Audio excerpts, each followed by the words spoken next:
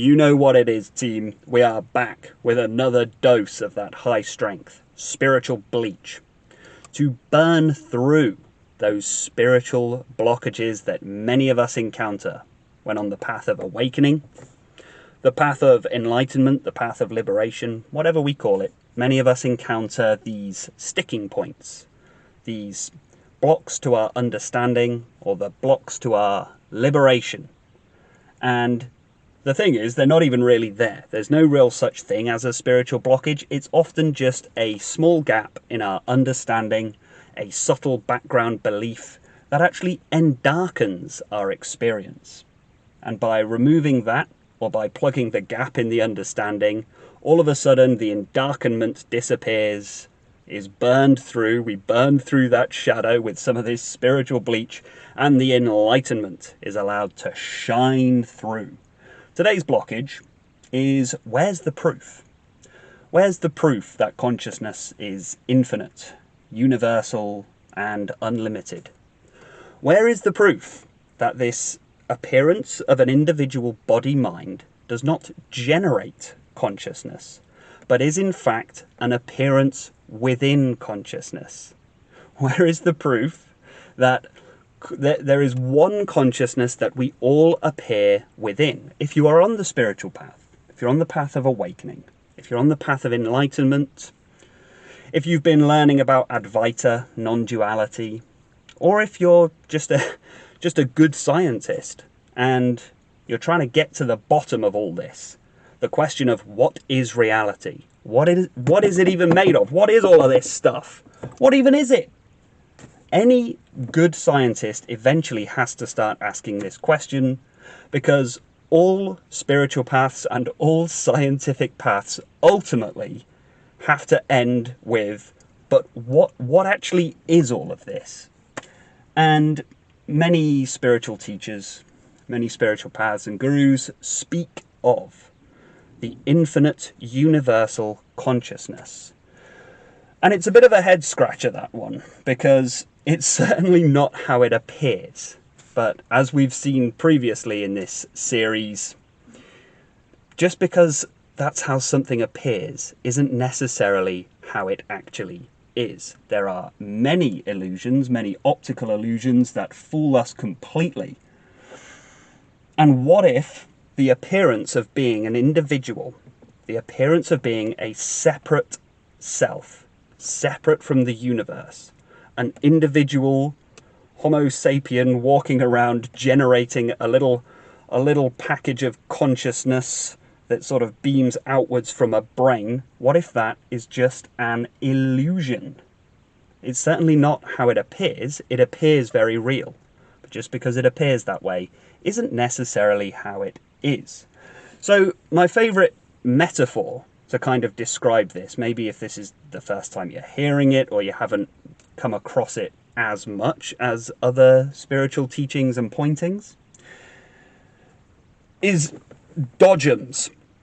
Bumper cars or dodgems, whichever you call it. You know the fairground ride where there's like a platform and there's all those little cars that whiz around on the platform and bump into each other and try to avoid each other?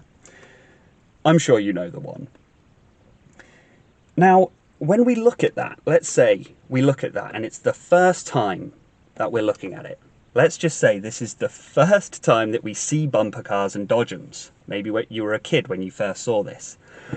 And the way it appears is that each of these little cars has its own power source, because that's what it looks like, because you can't see any connection between the two, and there's no obvious power source there. So it appears as though, let's say there's 20 of them on this platform, you would think there are 20 vehicles on this platform. There are 20 individual, separate vehicles on this platform. That is absolutely how it appears. But then with a bit more understanding, and somebody might have to come along and point this out to you, or you might do some investigation yourself. You might do a little inquiry yourself to try and figure out, how do these bumper cars work? How do these dodgems actually work? How do they actually function? And you look up and you see that they all have that line at the back of the car that connects to the ceiling with a little metal wire, and it's actually that the ceiling is electrified. And the wire attaches to the ceiling, and it's actually that each car, each vehicle, is connected upwards to the roof of the Dodgems, and it's the roof that is powering each car. They are all connected to the same source. So can we still say there are 20 individual vehicles? Can we even say they're really vehicles at all? Because they're all connected to one singular individual source, which is the roof. Which doesn't stop them all rushing around trying to bump into each other and trying to avoid each other. They all still do that. It's just now we know they're all connected to the same source. So this is one of my favorite metaphors for the infinite universal consciousness theory. So we could translate that to each person walking around is like one of the Dodgems. And when we look at each individual person, it appears as though each one is existing with a separate consciousness.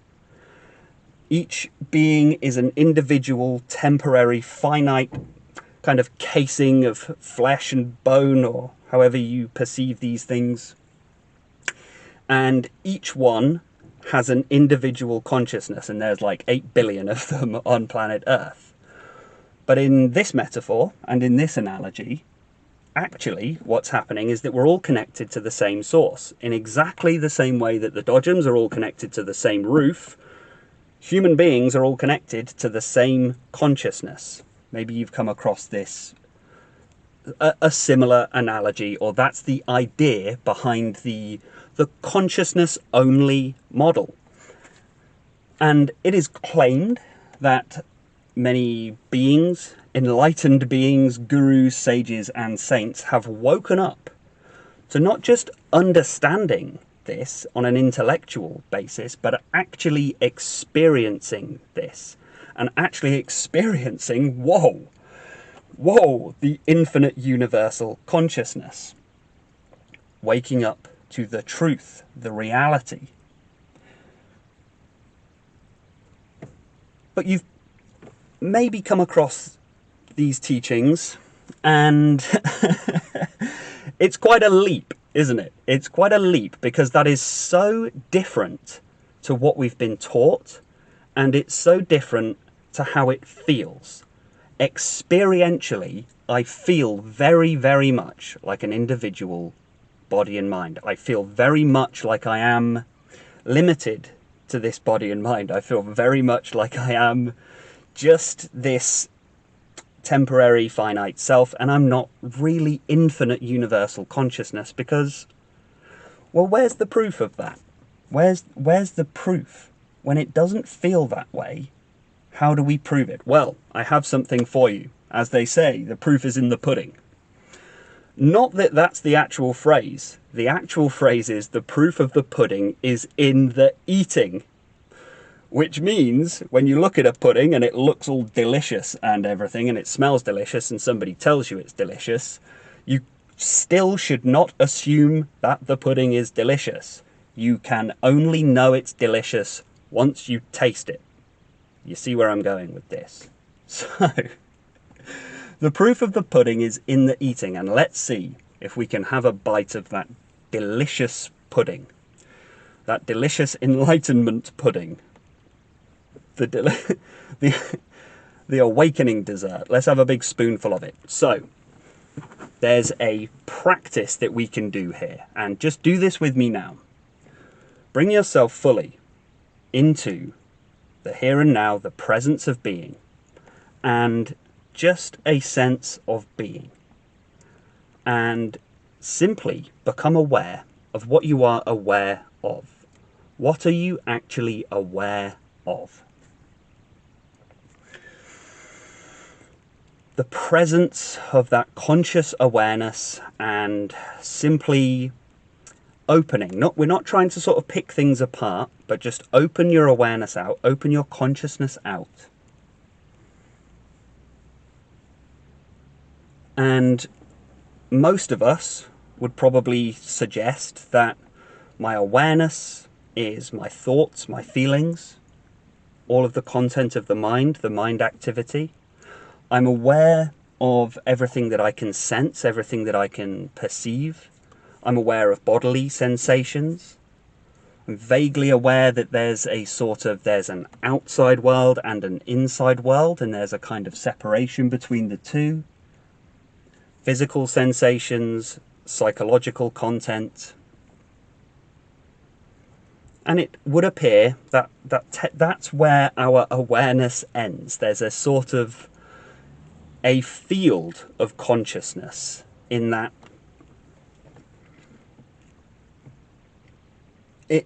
however, most of us then will come to there is a limit to that, right? That's exactly how it appears, that's exactly how it feels. But this is the blockage that we're going to work through here, and we're going to try and experientially come to the understanding that everything contained within this body and mind is an appearance within a universal singular field of consciousness. How do we experience this? Well, pick any object in your field of perception, and I prefer the visual sense for this one. So right now, don't know why, in fact I might as well show you. I've just noticed there is a bin right there, a wheelie bin, okay? I usually prefer to use some sort of natural object like an animal or a plant, usually where possible. But as the universe has given me this wheelie bin right in front of me here, that's what I'm going to go with. But for you, just pick anything, one singular object, preferably something natural. A plant, an animal, whatever. Or it could be something completely inanimate. And just observe that object. Just observe. Now try to extend your consciousness out to that object, and don't use your imagination here, because you can imagine lots of different things. We're not going to use imagination. What we're going to use is actual felt sense of consciousness itself. Can we expand it outwards to include that object and sense, feel, perceive everything that object can sense, feel, and perceive? Whether it's animate or inanimate, it doesn't actually matter. If consciousness is everywhere, right? It isn't like this is a sort of panpsychism sort of thing, like, isn't it? Shouldn't I be able to feel everything? This is the spiritual blockage that I'm talking about right here. This is the exact spiritual blockage. If it's everywhere, shouldn't I be able to feel it? Right? If that tree, you see that tree? If that tree is existing within the same field of consciousness that Corinne Bryant, the individual body mind, is existing within, shouldn't I be able to feel this and that simultaneously? That's the blockage, because to our logical mind, that is what the teaching is suggesting.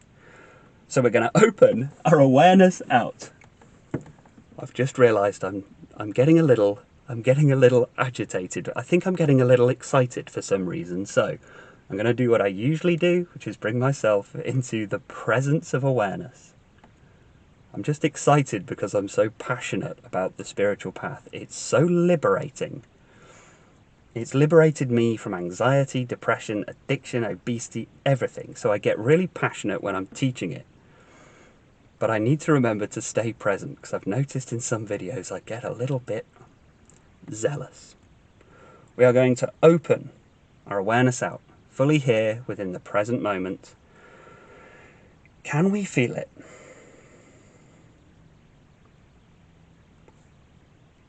You should find that you can't. Right. Can't be done. Perfectly logical. And yeah, unless you've been smoking something this morning, you shouldn't be able to feel the sensations, the perceptions, I shouldn't be feeling the experience of what it's like to be a wheelie bin, basically, is what I'm saying. So I have to do a little deeper exploration here. Hang on then. If consciousness is everywhere, why can't I feel that? And I can use the tree as well, because the tree must have some sort of sensation, right? It's a living organism. It must be able to feel the sunlight. It must be able to feel the breeze. It must be able to feel the nutrients in the soil. It must have a sense that it's growing. Why can't I feel that if I'm universal consciousness? Because I really can't. I really can't. And anyone who's just done that little practice with me right there today will feel, no, that's it. I really can. I am only aware of this particular one. That's it. That's all I'm aware of. So you might think, well, you see, Corin, I've got you. I got you, buddy. Now that proves that consciousness is not infinite and universal. And Mr. Corin Brandt, internet man, you look quite the fool. But here's where we're going to do a little twist right here. Here's where we're going to turn it right back around on itself and form this logical trap from which the mind cannot escape and has to circle the drain until the mind vanishes and infinite universal consciousness is revealed to be the truth of reality. How can you be aware that you can't feel something?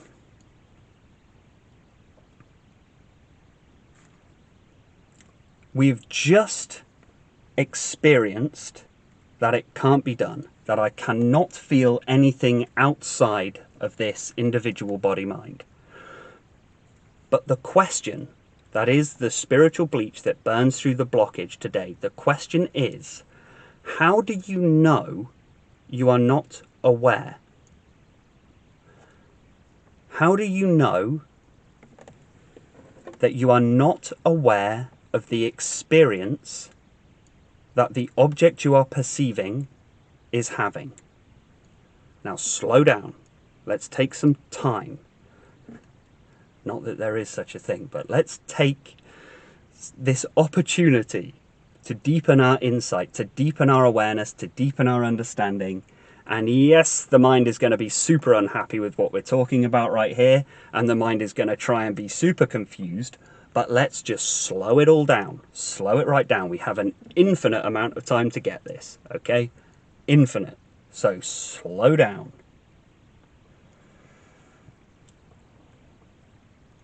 You are aware of an absence of sensation outside of the sense field of an individual body. Can we agree on that logically? Perfect logic. You are aware of an absence of sensation outside of the field of sensation that makes up your individual body and mind. How can you be aware of that absence unless awareness is present to be aware of the absence? So that's the pointing that I just went all the way around the dodgems to get to, right? There must be awareness present to be aware of an absence.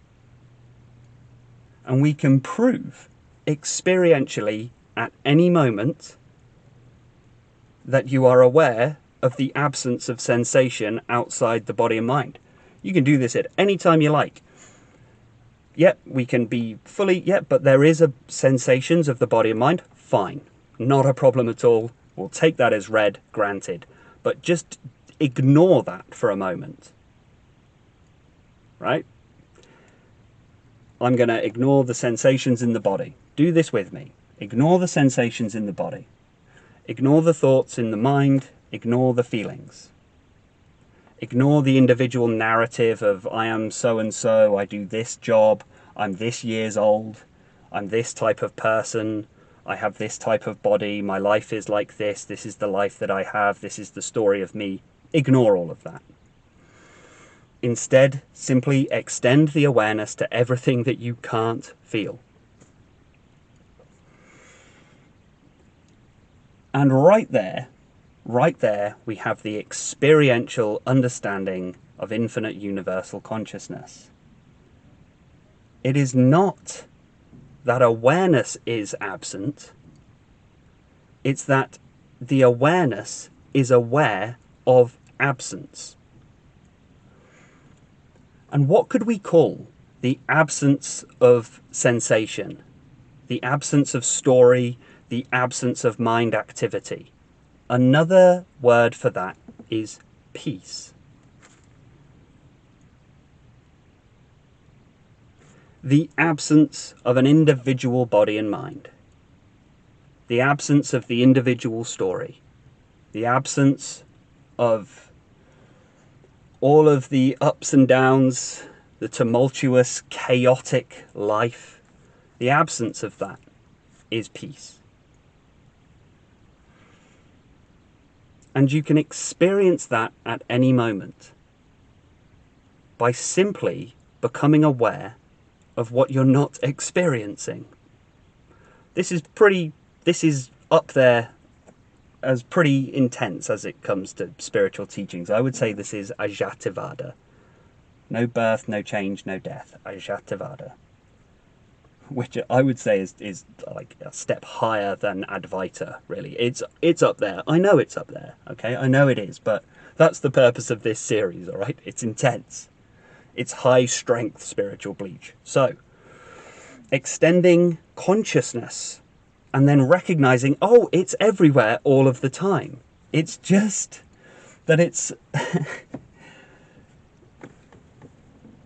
The individual body-mind is aware of the absence. And that is the proof. It's not that awareness is absent, it's that awareness is everywhere and is aware of the absence. Consciousness, pure consciousness, when you come to this deep realization, that same level of peace, that same level of serenity, flushes through the entire sense of being the individual body and mind.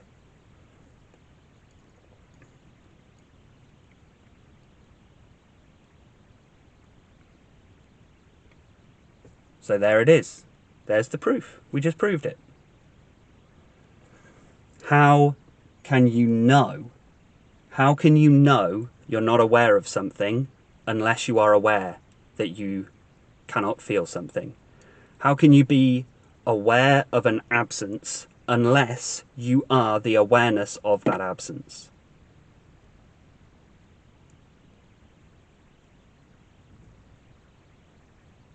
That's it. That's it. How can you be aware of an absence unless you are the awareness of that absence? And the awareness of that absence exists outside of the sense field. It exists outside of your sight, your hearing, your smell, your touch, your taste. It exists outside of the body. It exists outside of your thoughts. It exists outside of your imagination. Right? The awareness of absence extends infinitely. There is no limit. It is unlimited. It is infinite.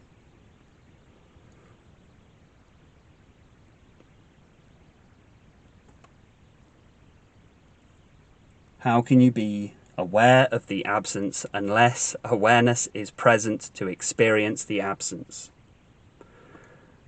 And the awareness of the absence exists far beyond, because that goes from down the road, right? Down the road, all the way to the furthest reaches of space. I can say with absolute certainty, 100% scientific certainty, that I simply cannot feel the sensation in that area down the road to right to the end of the universe is completely absent of all sensation. I can't feel a dang thing beyond my sense field. But how is that possible? Unless awareness is there to be aware of that absence. I think that's probably everything I have for you today. Thank you so much for listening, team. People don't like it when I talk about liking and subscribing, so I'm not going to mention it. But remember, there is the join option if you want to gain access to my high-strength Ajatavada meditations, my exclusive meditations and talks. Or maybe you just want to support the channel. Maybe you just want to support me in my work, and the more memberships I can get, the more time, energy and effort I can put into this channel, and hopefully give you a whole multi-pack of huge bottles of high-strength spiritual bleach. I hope some of that is useful for you today. I hope this video finds you well. I hope you are happy, healthy, well, and productive. And that's everything for today. Thank you so much for watching. Take care, be well, and stay present.